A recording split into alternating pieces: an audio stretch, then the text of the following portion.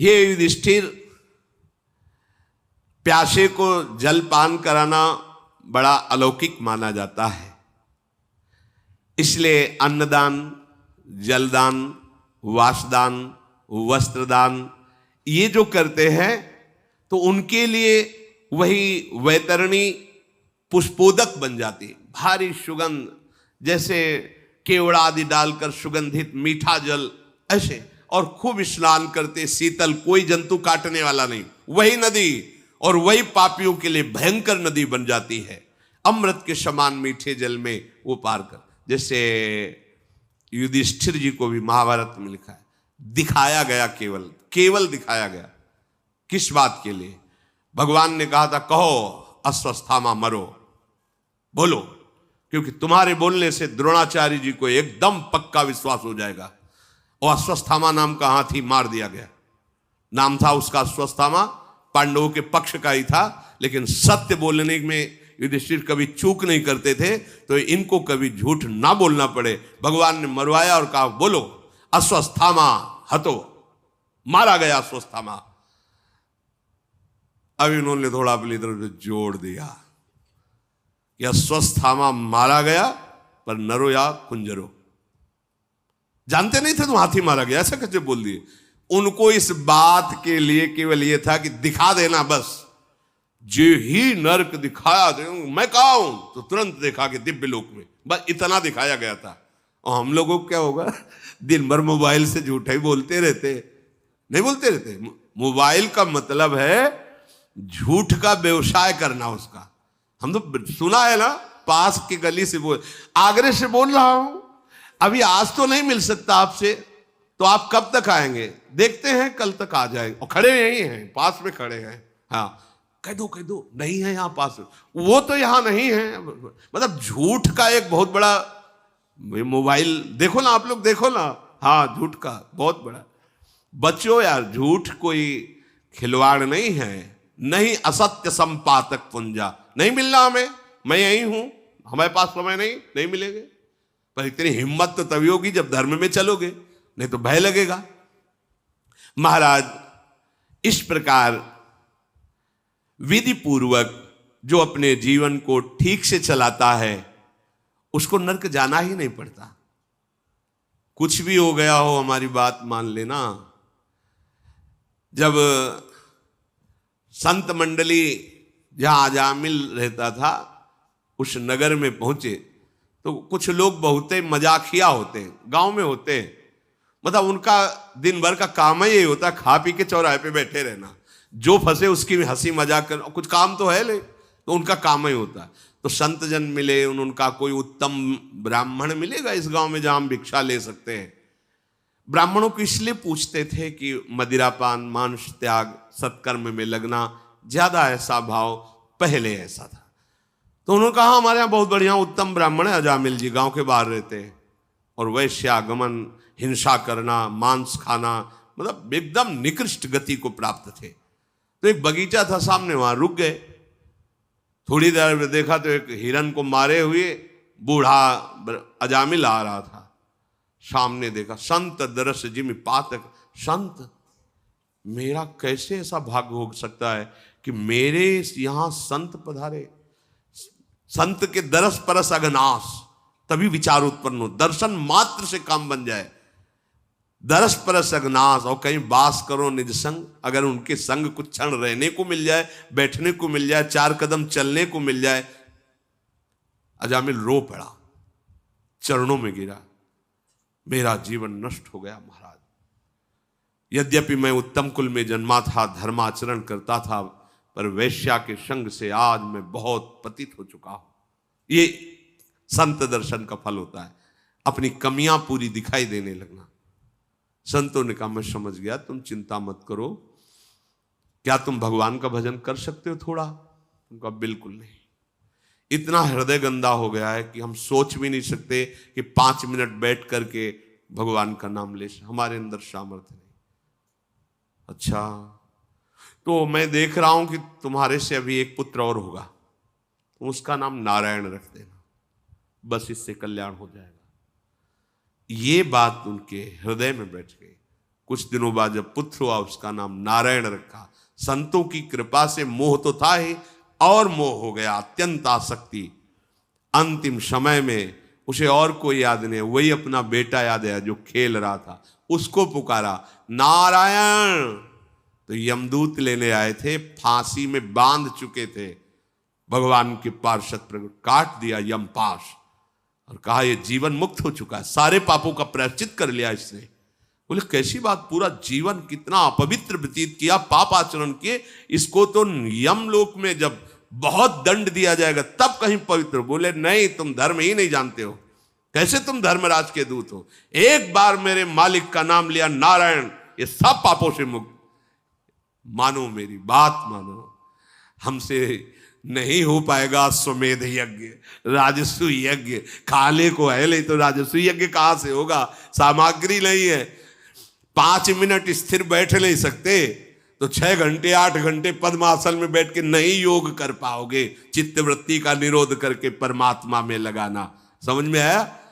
एक उपाय है केवल, राम राम कृष्ण कृष्ण हरि हरि राधा राधा शिव शिव, जो तुम्हें गुरु ने दिया हो, जो नाम हमारे भगवान के सब नाम सामर्थ्यशाली, निहाल हो जाओगे। बात मान लो केवल, नाम नाम नाम बचा लेगा बचा लेगा।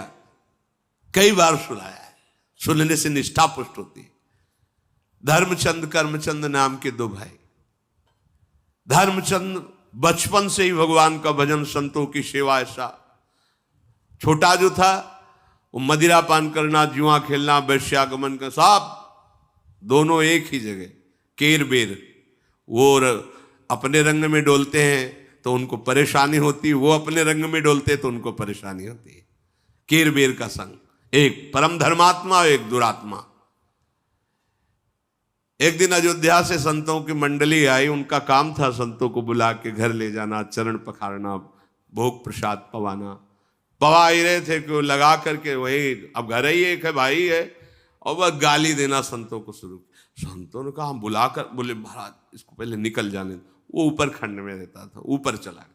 उनका महाराज ये अनुज है, मेरा छोटा भाई, बचपन से ये ऐसा कुसंग प्राप्त करके नष्ट हो गया है, महाराज अब कैसे बताएं, क्या इसका उद्धार हो सकता है? तो उनका जिसका तुम्हारे जैसा भाई हो तो उद्धार क्यों नहीं हो सकता? प्रसाद पा लेते, उद्धार की व्यवस्था करते। प्रसाद पाए तो शंख घंटा बजाकर सब संत जय जयकार करके निकले और वो जाके उसके दरवाजे पे खड़े हो गए। वो शराब के नशे में दरवाजा खोला कि गाली देंगे ऊपर से। तगड़े संत थे, उठा के पटक दिया उनको। वो बोले राम बोल राम। और शराब के नशे में देखा वो बचाने वाला तो कोई है नहीं, राम बोल राम। तो सोचा राम बोलने में क्या जाता है, बोल देते हैं। राम राम छोड़ दे, छोड़ दे। कहा बेटा इसकी कभी कीमत मत लेना, जाओ। नीचे आए, बड़े भाई से कहा इसका कल्याण नहीं परम कल्याण। बोले महाराज उसको संतों के चरणों पर विश्वास था, वचनों पर विश्वास था। महाराज आज मेरा है, अब ये कुछ भी करे। कुछ ही दिनों में उसे कैंसर हुआ, मरा। यमराज के पास पहुंचा, पूरा खाता भरा हुआ था पापों से ही। संतों को गालियां देना, अपमान करना, मदिरा पीना, व्यभिचार करना, सब। एक जगह स्वर्णिम अक्षर से लिखा था इसने 2 बार संत के कहने से राम राम कहा। कांप गए, क्योंकि परम वैष्णवाचार्य धर्मराज जी। उन्होंने कहा पापों का भोग तुझे तो मिलेगा ही, 2 बार तूने भगवान नाम लिया, क्या चाहता उसके बदले में सुख। तो संत का आदेश उस समय भी जीवात्मा को स्मृति रही, बेटा इसकी कीमत ना लेना। तो उन्होंने कहा कि मुझे बताओ तो किसकी कीमत क्या होती है। खुजलाने लगे खोपड़ी। धर्मराज भगवान नाम की कीमत, अपराध न बन जाए कहीं कुछ ऐसा वैसा बोल दे क्योंकि भगवान का नाम है। कीमत तो त्रिभुवनपति देवराज इंद्र ध्यान किया आ गए। बोले समस्या ऐसी, फाइनल करने में 2 नाम इसने जीवन में ले, पूछ रहा कीमत क्या है। हमारी सामर्थ्य नहीं कि मैं इसका निर्णय कर सकूं। तो उसके ऊपर परमेष्ठी पद ब्रह्मा जी का, अब उनको तो बुला नहीं सकते ना, ये तो बराबर का कभी धर्मराज देवराज के पास जाते थे, कभी देवराज धर्मराज के पास, लेकिन ये ब्रह्मा जी को थोड़ी वहां तो जाना पड़ेगा। तो जैसा पूज्य भाई जी महाराज श्री हनुमान प्रसाद पोद्दार जी, वो समझ गया कि हमारा पावर बहुत जोर का है, ये नाम का पावर बहुत, और हम पैदल नहीं चलेंगे, हम तो पालकी में जाएंगे। तो जीवात्मा को पालकी में बैठाल के एक तरफ देवराज एक तरफ धर्मराज ब्रह्मा जी के पास ले गए और श्री राम शर्मा जी पधार गए। इसकी लीला भी दिखाते थे वो। ब्रह्मा जी के समीप गए, ब्रह्मा जी ने कहा कि आज कैसे परम लोकपाल पधारे, क्या समस्या?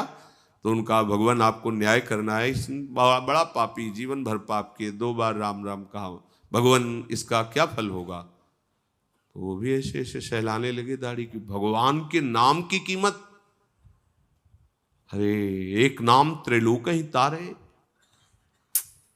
उन्होंने कहा कि हम तो सृष्टि रचना के विधान में ही ज्यादातर मगन रहते हैं, भजन में डूबे रहते हैं। भगवान शंकर कैलाश चलते हैं, वही निर्णय करेंगे।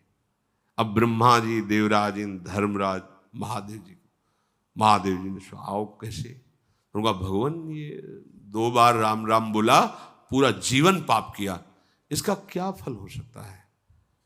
भगवान शिव ने कहा कीमत फल में, रा कह के जहर पी गए, मां कह के आज तक गले में रुका हुआ है, और गले में एक बूंद पानी नहीं रोक सकते तुम।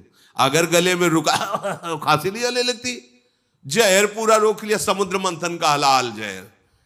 मैं उसी नाम के प्रभाव से काशी में मोक्ष प्रदान करता हूं, पर कीमत क्या है मैं नहीं जानता।